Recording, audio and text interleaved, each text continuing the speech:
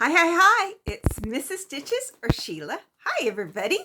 Today's date is October 13th, 2025. I think that's right. Well, we have some weather coming. We've been overcast now. Yesterday, after I filmed, it clouded over and it's been overcast since.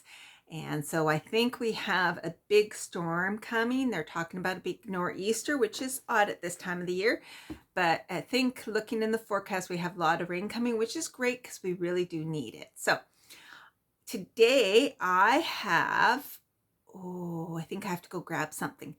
I have my Advent, I have one finish, I have a new start, and I have a whip. So just like yesterday, but they're all different from, well, the whip's the same, but we shall, I'm going to pause just for a second while I go grab my finish.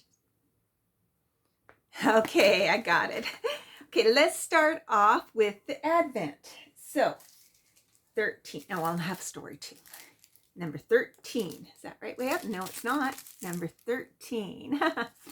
Okay. I always am amazed. It always seems like a lot of work. Ooh, wow.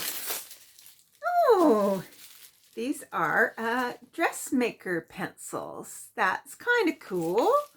I don't know if I've had official dressmaker pencils before. Huh. They're from Gutermann.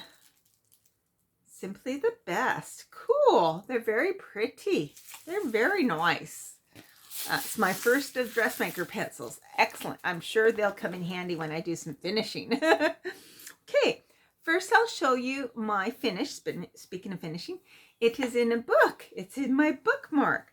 So again, we got this fabric. I can't remember which day. And you saw yesterday with the cat. And then I finished it off with a spider coming down. So that's the whole thing.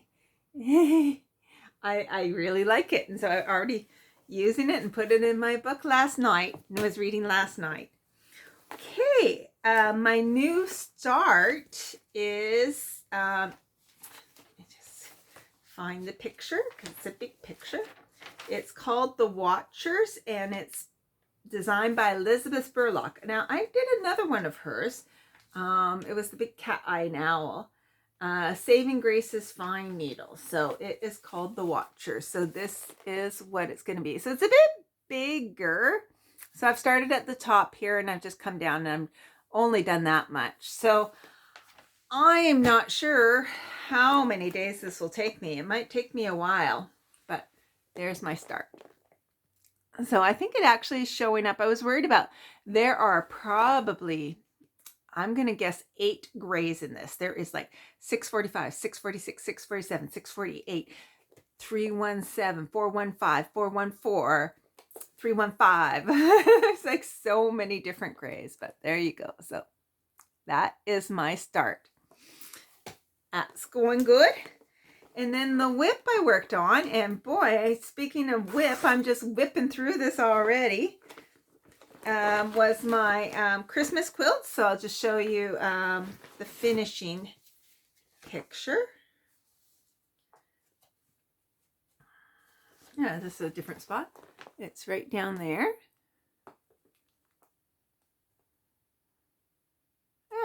Always out of focus.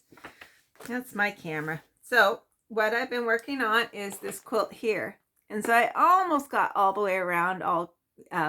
Today is not a treat. Today is going to be a trick. So I'm going to be switching to Sleepy Hollow.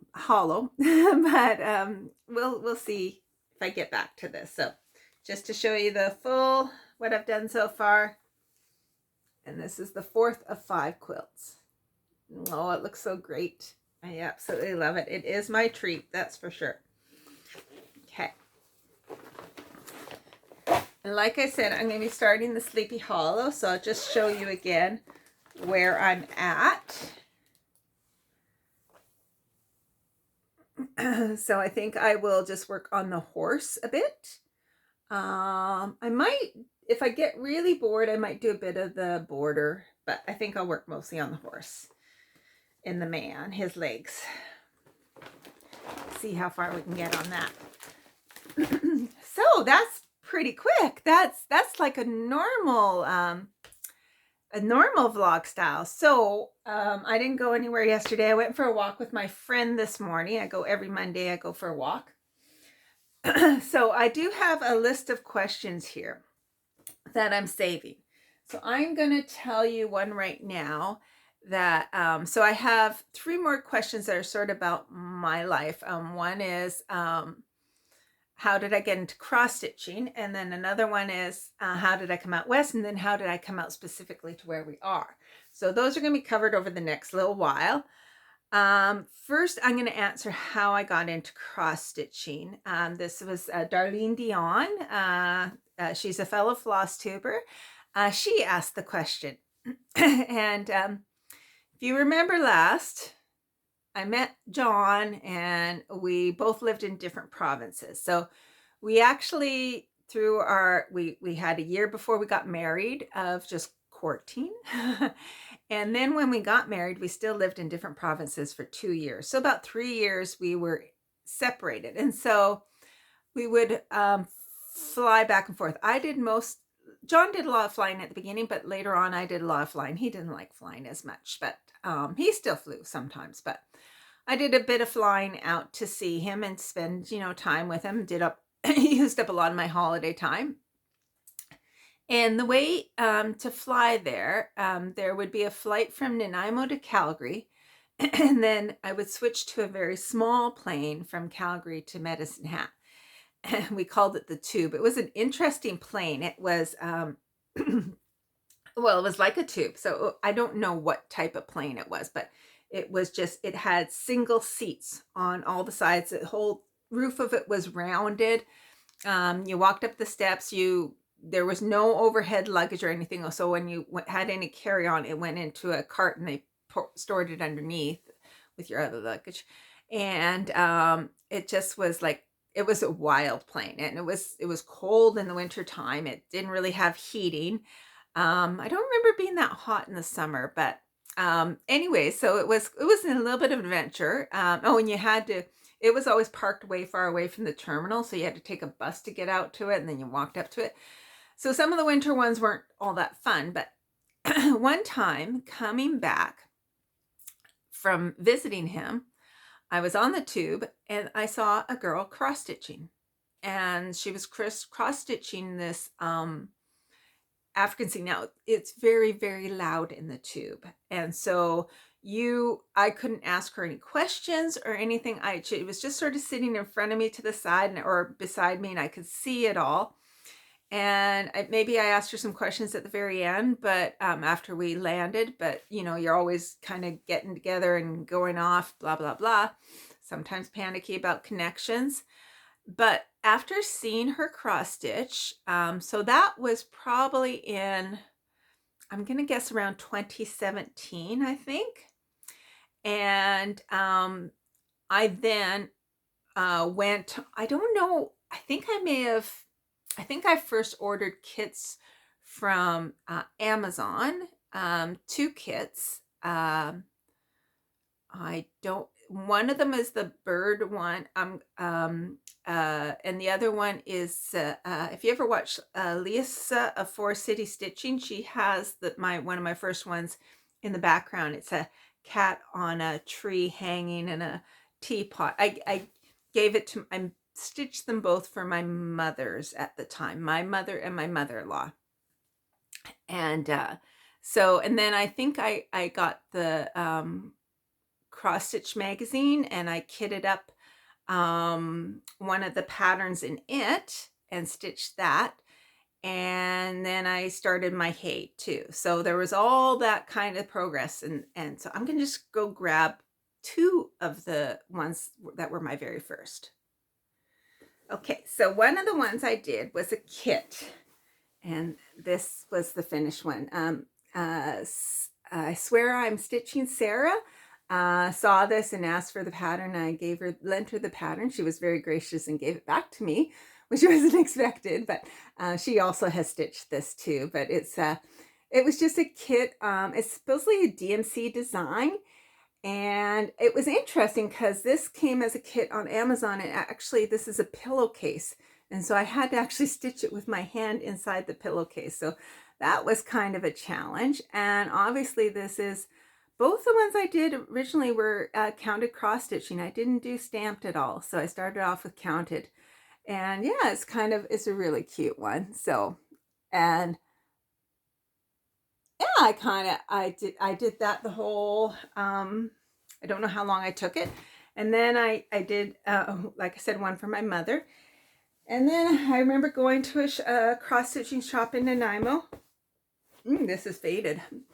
And I bought the Just Cross. I saw the magazine, and this was the front cover, I believe, of the Halloween edition. And this is by the same woman that I just said, Elizabeth Spurlock. And I started this. I didn't finish this till many, many years later, but I remember stitching this eye on Halloween one night, or these eyes, and just the vibrancy of the colors. It is a gorgeous pattern. I'm not sure which year this was in. Like I said, this was around 2017 or 2018, probably 2018. I think it would have been that one.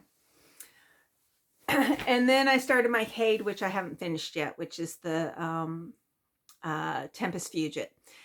So that was the start of my cross stitch journey. I found Pam's Crafting Corner. It was probably the first floss tube I watched. She's in Newfoundland, and I still not Pam's Crafting. Is it Pam's Crafting Corner? Anyways, I think that's what it is. It sounds. Anyways, it's not making sense in my head, but I think it's right.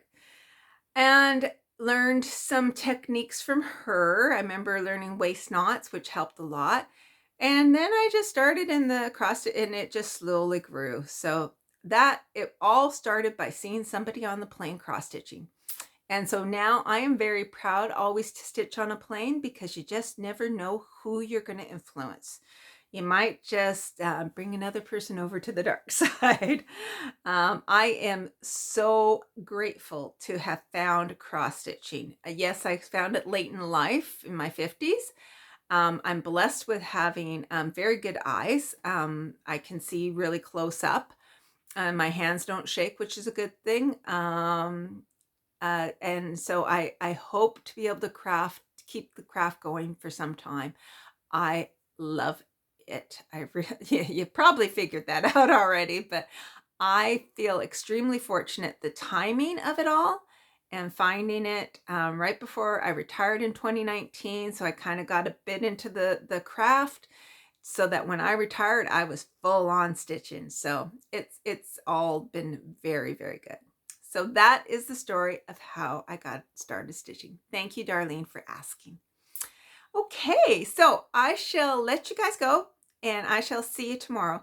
Happy stitching, everybody. Bye.